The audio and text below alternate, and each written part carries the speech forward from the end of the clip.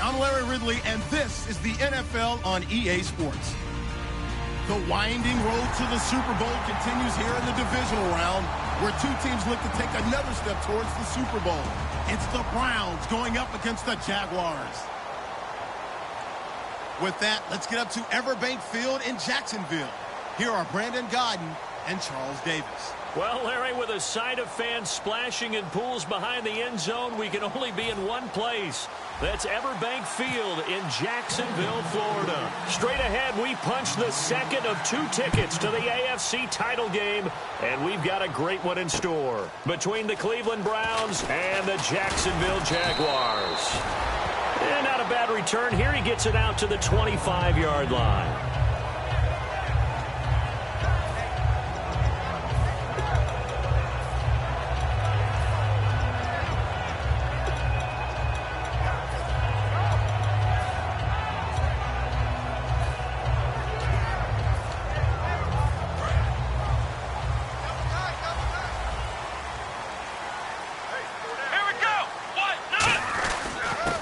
And they'll try the ground game here with the running back.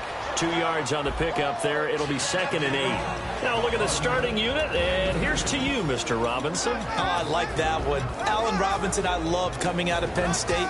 Everyone kept telling me he's not fast enough, and I kept pointing to the film and saying yes, but he catches everything. He's definitely a threat.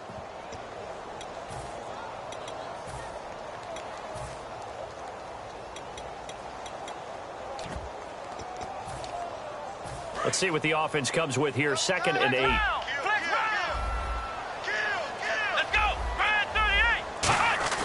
They go play action now. Boykin going up top. And the hit jarred it loose. It's incomplete. Allen Robinson, the intended receiver. And that'll make it 3rd down. Uh-oh, Charles, now you get to talk about your old spot, the secondary. Very key here in this one. You have to cut me off because, I'll talk about them all game long. Love to see those guys match up and challenge the best wide receivers. Here we go. On 3rd down, Boykin.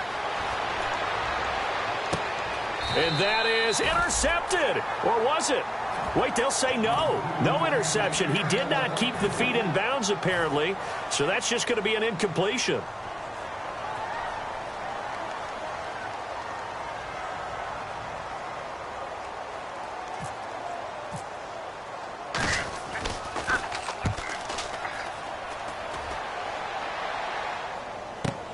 And he'll go ahead and field this at the 5. Good blocking there. Nearly sprung him. As it is, it'll go as a 19-yard return. And the Browns will take over 1st and 10.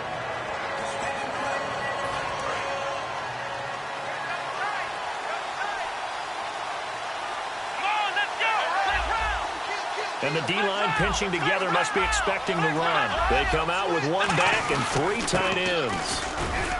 And this defense feeling the encouragement. They stop him at the line of scrimmage on the first play of the afternoon.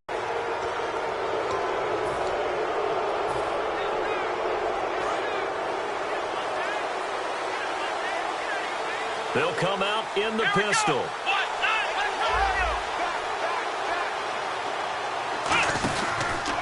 Then he'll give it here to his running back. Able to get away. That's why you keep the legs churning. Just a yard on the 1st down carry, so it's 2nd and 9. Let's meet the offensive starters, and let's discuss Corey Coleman, first wide receiver drafted out of last year's class. And there was a reason for that. When you watched his tape, when you watched his games, you saw his explosiveness and ability to play the ball in the air downfield. Don't get hung up on the fact he only ran 4 routes at Baylor. Just coach him up and turn him loose. 9 yards still remaining here to pick up the first on second down.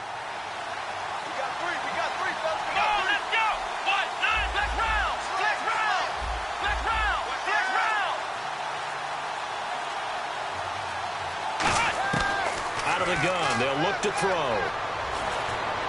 He's got a man. It's Corey Coleman. And he's taken down, but not before he gets this into enemy territory across the 40.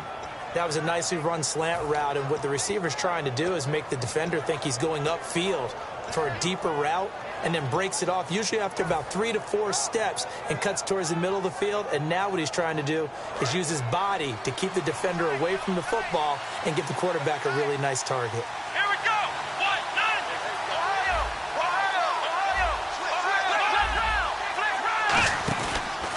Gonna give this time to the tailback. And he's got some space here. A solid run on first down. Gain of 7 leaves him with a 2nd and 3. This drive is turning into an extended one, and the guy carrying the ball, he's becoming more like a body blows guy. Every carry is putting some damage on the defense. So after a while, I'm not too sure how many guys are going to want to run up and tackle him. Possible run anticipation here as the D-line sandwiches together. And he is going to lose yardage here. It'll be a loss of a yard, and all of a sudden here, it's 3rd down. All right, partner, despite my eating habits, I'm not big enough to play offensive tackle, nor am I quick enough. But with the defensive ends nowadays and their speed, those guys have to be able to punch and dance, and it's a tough, tough job to contain them. An extra defensive back in the game now here for 3rd and 4. Looks like the defense in press coverage here. Out of the gun now on 3rd down. Oh, the ball comes out on the hit, but they'll say it's incomplete. He was looking for Odell Beckham that time. Now 4th down.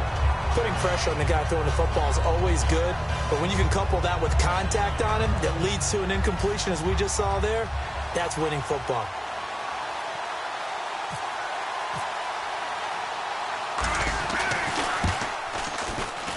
And his kick is good. Didn't hit it all that well, but he got enough on it to put it through.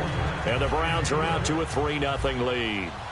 So our initial drive here this afternoon results in 3. I'm not sure that was a statement necessarily, but getting points on the road, never a bad thing. No question about it, Brandon. You had a crowd that was all fired up during pregame introductions, yet you're able to quiet them just a little bit by taking the early lead. Out comes the Jaguar offense now as they get set to take over. And a 3-and-out on that first drive. We'll see if they can do better here. They should have a better opportunity because the nerves should be settled now. That first series, everybody goes out with a little extra emotion. So now they get a chance to go back out and say, okay, now we're into the game. Let's go play and play as best we can. You almost get a mulligan then on that first drive? Sometimes it absolutely serves that way. You get a second opportunity. Nothing big happened. But then again, you didn't commit any mistakes either. Off you go.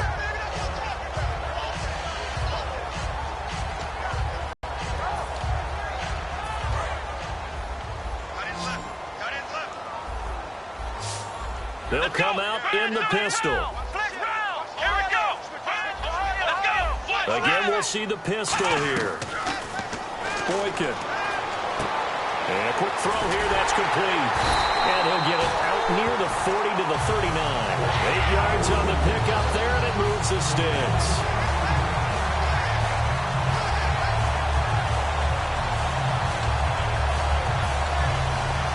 And the offense lining up 1st and 10.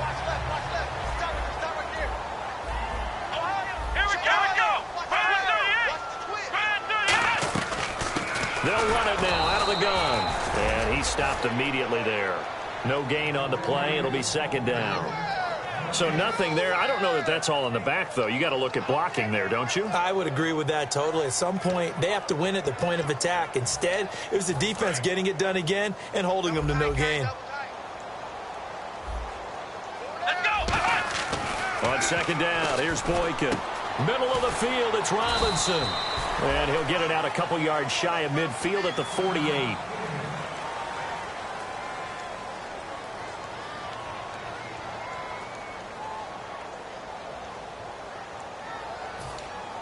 Completed pass on second down. Now it's third down as the defense looks for the stop. Let's go. On 3rd and 1, Boykin looking deep downfield. And he can't quite intercept it. Zone coverage, free safety was there. Couldn't come up with it, and now it's 4th down. One of the toughest things about playing defensive back is pattern reading, trying to figure out what they're doing. And on that one, they had to fly, just sending a guy downfield with the in route accompanying it, what people call a dagger route, trying to hit the guy underneath after the clear out. In this case, though, they're not able to get it done. Yeah, they said forget the underneath route. They went for the guy on the fly, but as you said, incomplete. And the kick's away as he angles this one for the sideline. And this will carry out of bounds. Where are they going to spot it now? At about the 18-yard line, it looks like.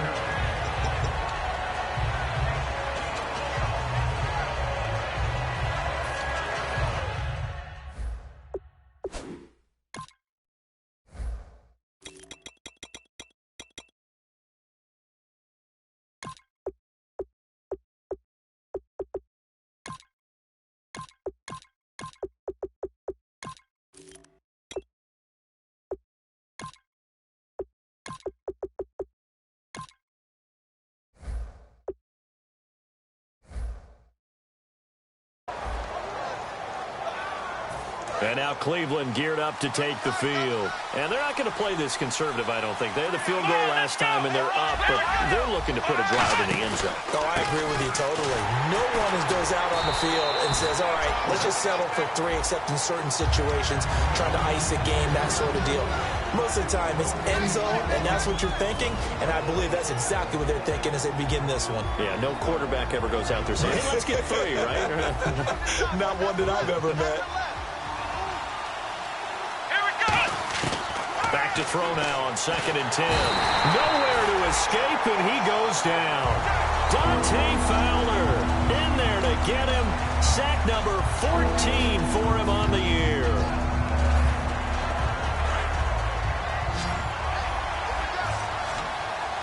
They come out 5 wide, 3 of them to the right side.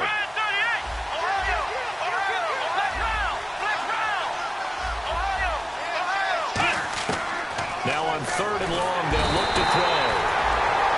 Back with Charles Davis. I'm Brandon Gaudin. The Browns with a football to begin quarter number 2, but likely not for long as they're in punt formation to kick it away.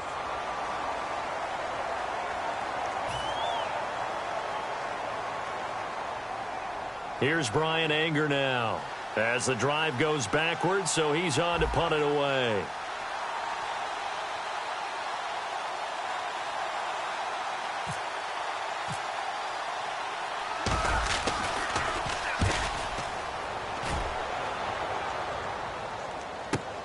It's taken to the 26. A terrific return there. 27 yards all told. Now the Jags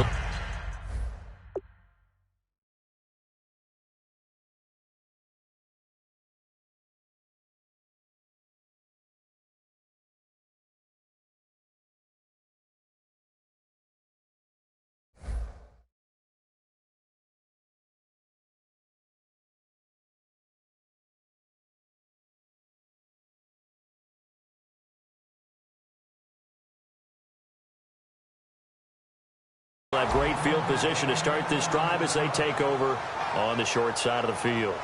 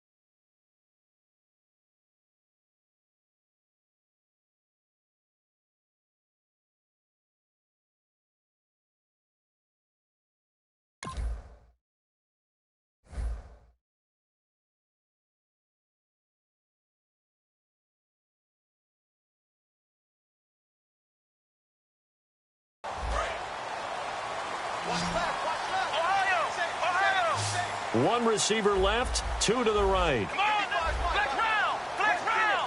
Come on, let's go. They'll run it now out of the gun. And a pretty big hole as he's down to about the 40. It's a 7-yard carry to set them up with a 2nd and 3. First play of the drive, let's give credit all around. Excellent blocking, but the guy carrying the ball, he was the finisher. A really nice run. 2nd down following the run. Shift together here from the D-line. Let's go. Now Boykin on 2nd down. Finding his safety valve here. That's complete.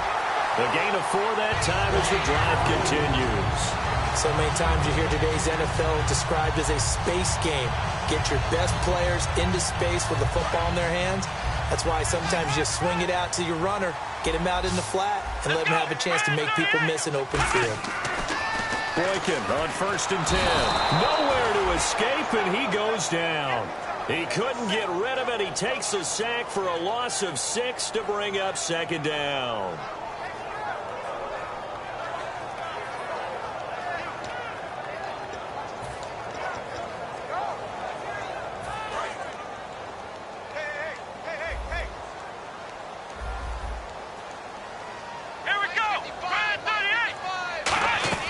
On 2nd down, it's Boykin. He's going to launch this thing way downfield.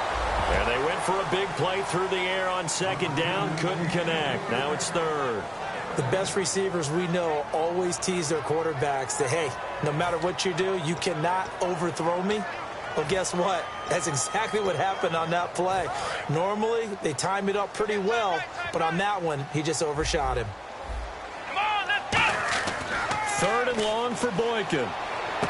And Robinson with a big catch. And he gets the 1st down here as he's taken down at the 24. These coaches told us they wanted to take the top off this defense. They wanted to be able to stretch them downfield. They showed it pretty well there.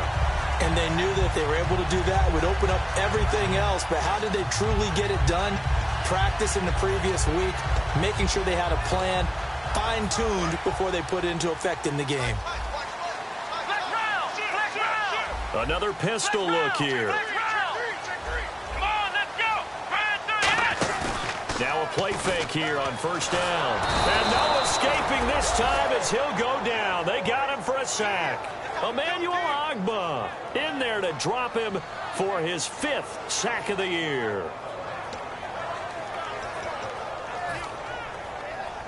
Two minutes gone by, 2nd quarter. They come out 5 wide, 3 of them to the right side. Here we go.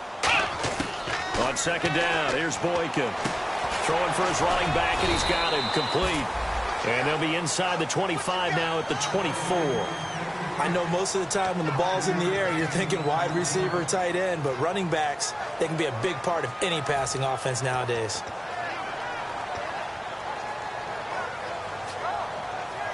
Here comes the 7th play now of this drive as this is 3rd and 10.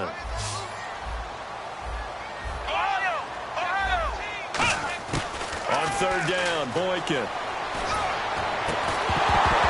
And he couldn't hang on to it through the contact. Incomplete. After all the preparation, all the practice, a play like that will absolutely break your heart. They had everything they wanted, just unable to complete it. In the end zone, a big-time drop.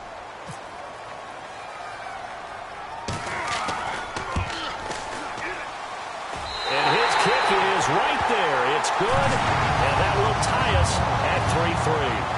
So 3 drives now for this offense, and that field goal gives them their first 3 points. Yeah, as an offensive coordinator, if you're averaging a point a drive, you're in the wrong line of work. But in his defense, this has been a stifling defense so far. So they've got to start finding a way to unlock them as this game goes on. So a tie ball game here as the kick's away. This is fielded at the goal line. And he'll take this up past the 20 and down at the 22-yard line. And now Cleveland geared up to take the field. And on the last go-around, they really couldn't get anything going. They had to punt from deep inside their own territory, which means you're going to lose the field position battle as a general rule. What they're looking for now is a little more consistency, move the ball at least a few times on offense, get a couple of first downs, and hopefully flip the field. Yeah, just something to build off of. That's what they're looking for here.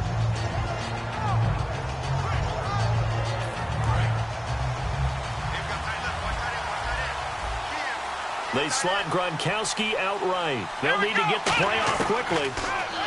They'll come out throwing here on first down. Wide open receiver complete.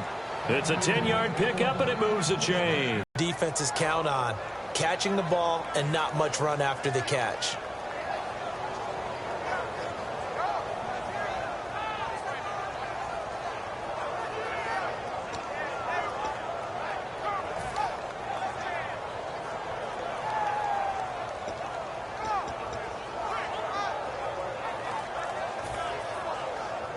First down and 10 now for the offensive group. The play clock's running down. Here we go. And with the play clock almost.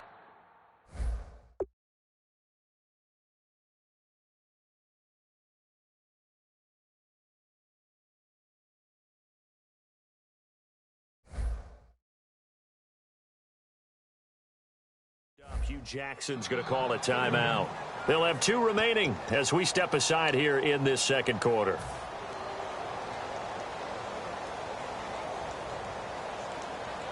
So the offense has it first and 10. Here we go. Ohio.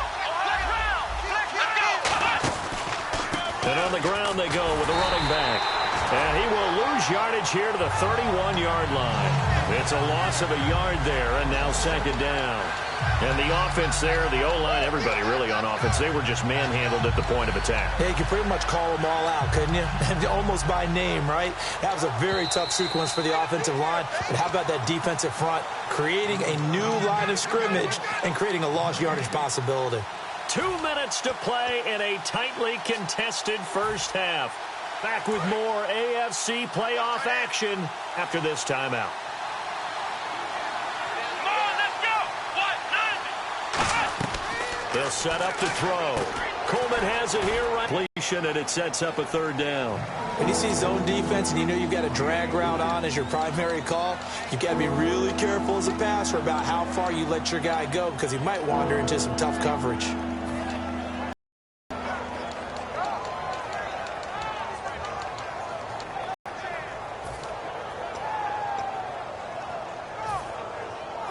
Still in search of the first down after that last completion. Here we go. On third down, he'll drop to throw. He's going to fire one deep over the middle. Oh, this is taken in. It's complete. A good pickup there, 26 yards.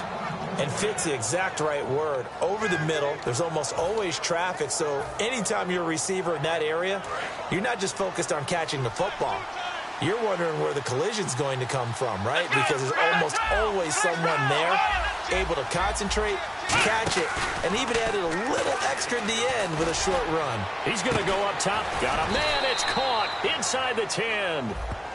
And I know it's hard in live action, but you've got to keep your hands away from the face. That's a 15-yard penalty. You work on it all the time, making sure your target area is lower and trying to keep your hands away from the face mask so you don't get the big penalty.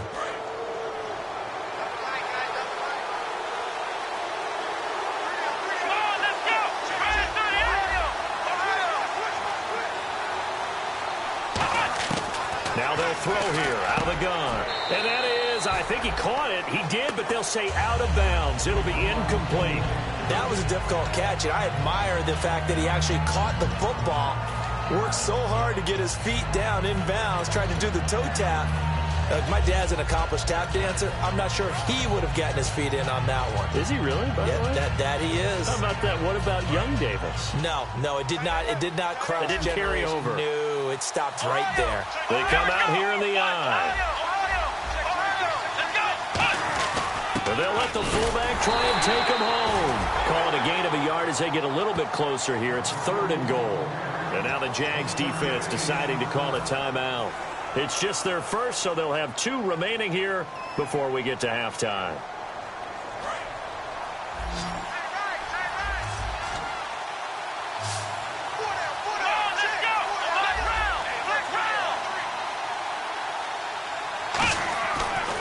to throw on 3rd and goal.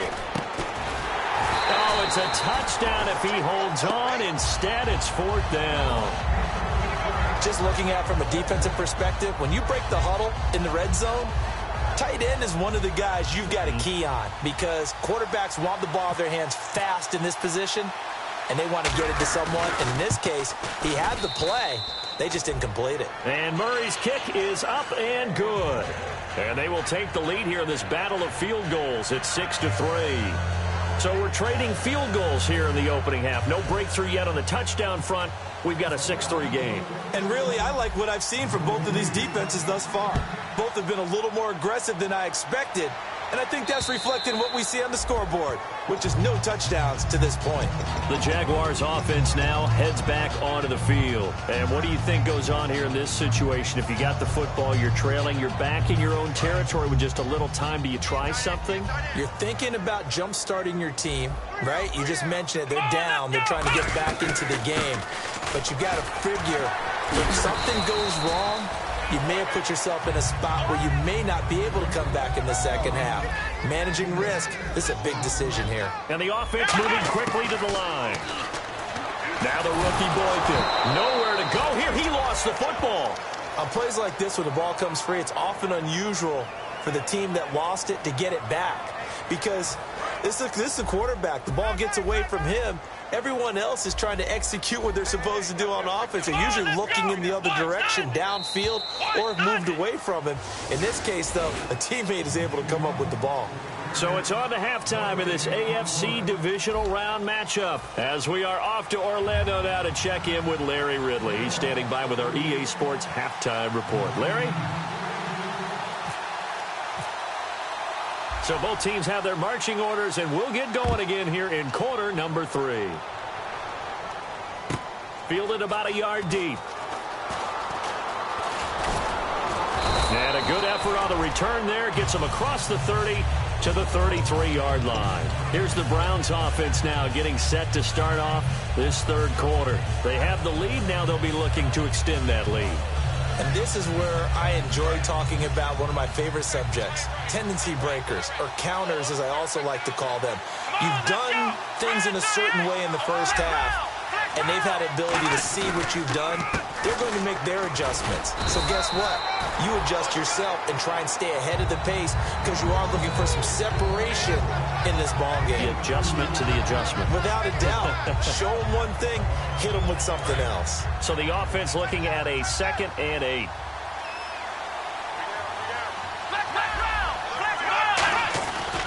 And they'll run him here. And he went nowhere. Well, he went backwards, back to the 33. It's a loss of 2, now 3rd down. Partner, I think the easy thing now would be to just abandon the run and start throwing the football at all costs. But I've been in so many games where it doesn't work running the ball, and then something pops, and now you get something going.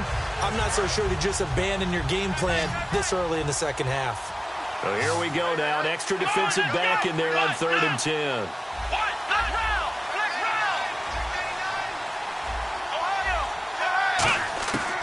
From the shotgun, he'll look to throw. And he will find his man on the outside. 2 yards is all they'll get on the completion. It's 4th down. Here's Brian Anger now. On for his second punt. He'd take a repeat of his first. One hallmark of good defenses is understanding the game, understanding positioning, and tackling immediately in the secondary after catches. I think we just saw that on display right there. Got to him before he ever had a chance to think about turning it upfield. Here comes the Jags offense now. Time for their first possession of half number 2. They were able to get the stop defensively. Now a chance really to set the tone here in quarter 3. They can really take charge, can't they? And this is probably how it was drawn up at the half. I think we can go inside the locker room, all right? And I think we would see... Look at this, middle of the field, a breakaway. Touchdown, Jaguars. A great effort there. 57 yards. And once again, the Jaguars are back out in front. And on that long run, maybe the defense caught napping a little bit. The concentration level may not have been there. I agree with you on that one, because those types of plays, when they result like that, they're almost like big bolts of lightning, aren't they? Whoosh, and off he goes. Here's the Jaguar kick team now as they run up and send this one away. And that'll carry over the back line of the end zone for a touchback. And now Cleveland geared up to take the field. And a tight game after punting last time. See if they can get something going on this drive.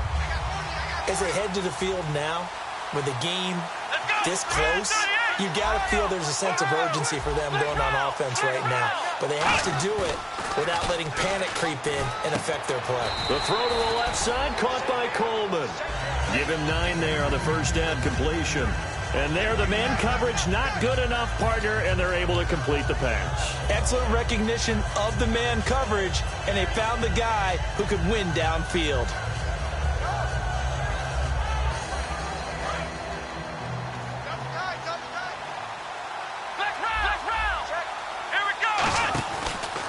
Now a handoff as they run left side.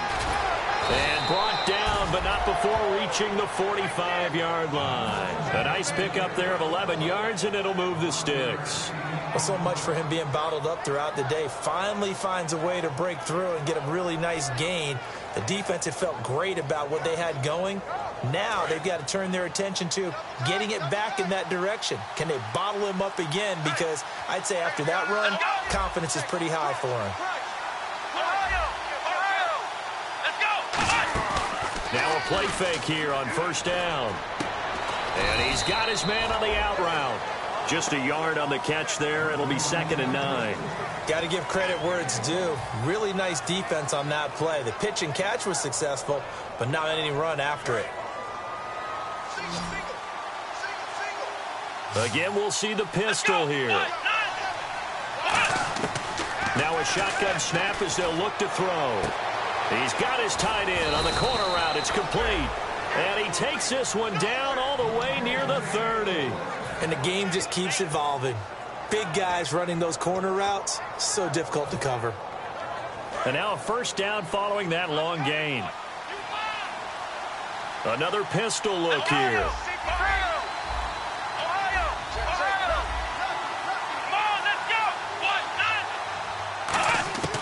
On first down, he'll drop to throw.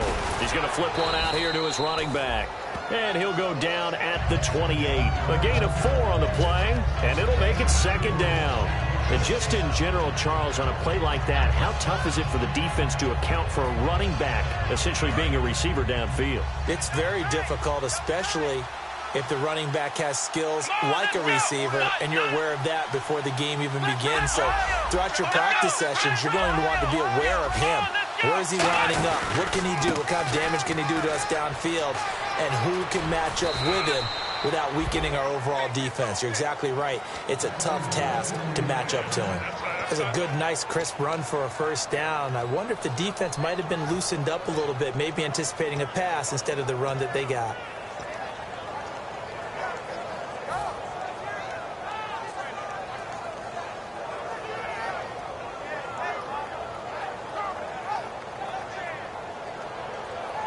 And a new set of downs here after picking up the first on the ground. They come out 5 wide, 3 of them to the right side.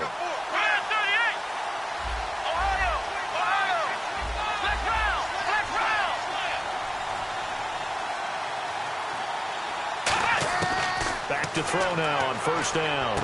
Coleman has it here right side. The completion good for 3, and it's 2nd down. He decided to run a hitch route. It really helped to have a guy who can turn it loose. And, boy, he rifled one in there on that one. Not much run after catch, but it worked really well. So the offense now dealing with a 2nd and 7.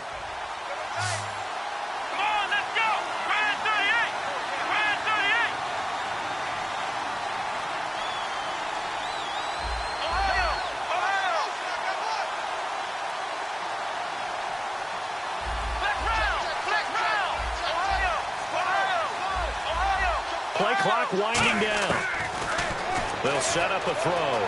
Flushed out right. And he goes out of bounds inside the 10 at the 9. It's a 10-yard gain there, and it sets him up now 1st and goal. That was an excellent job of recognizing the situation. His first read wasn't there. Heck, his second read wasn't there. But he bought himself a little extra time scrambling out of the pocket, got to the sticks, and picked up the first down. And the back goes into motion.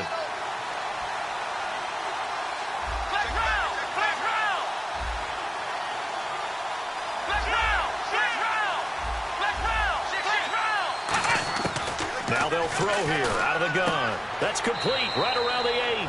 1 yard is the gain there. It'll bring up second down. But it appears that they read man defense and went to the out route. And what you have to do on that one is the receiver's got to make sure he works the defender towards the middle of the field to give himself space to cut to the outside and have that ball delivered with good timing. And they got it done.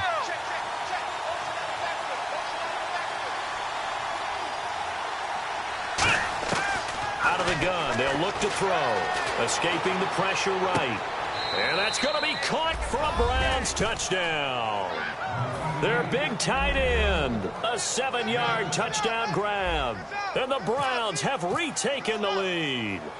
I wonder if he changed anything on his play sheet or they just executed better. Because they had 2 previous drives that ended in field goals. Before this one, they finally were able to put into the end zone. Well, whatever he did, speaking of the offensive coordinator, might be using that formula going forward. It worked there. Yeah, it worked very well. He and his field general in pretty good sync right now. They're starting to move the ball well. This is taken at the 3. And not a bad return here. He gets it out to the 25-yard line. And now out come the Jags. And coming off a one-play drive that was so deflating for the defense, what's their mentality? How do they rally here and stop this offense? Well, hopefully there's some determination that sets in because they weren't ready to go on the last one.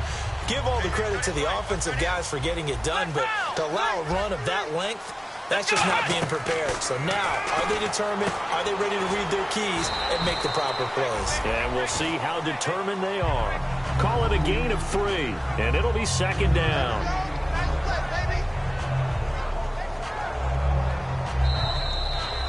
Back now in Jacksonville.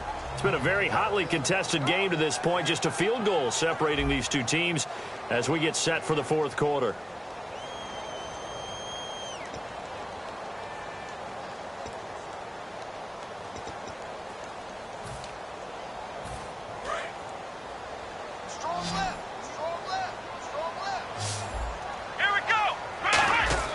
Now Boykin on second down. Firing quickly here, and that's complete.